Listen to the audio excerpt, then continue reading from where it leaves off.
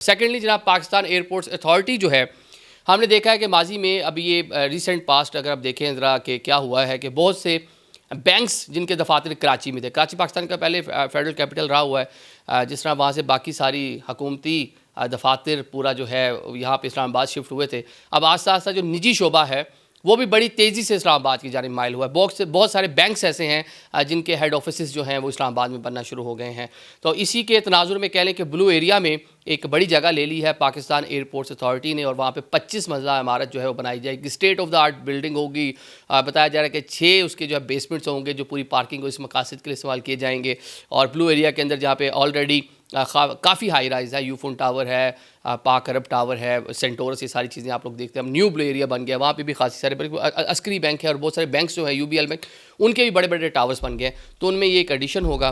तो अब ये कह लें कि फेडरल कैपिटल में जब इसका दफ्तर आ जाएगा तो कहा यह जा रहा है कि इसके अमूर में बेहतरी आ जाएगी, या जो लोग एविएशन उन पूरे मामला तो एयरपोर्ट्स के मामला से रिलेट करते हैं, जिनको यह काम पड़ता है, उन लोगों को थोड़ी सी ज़रा आसानी हो जाएगी। Thank you so much.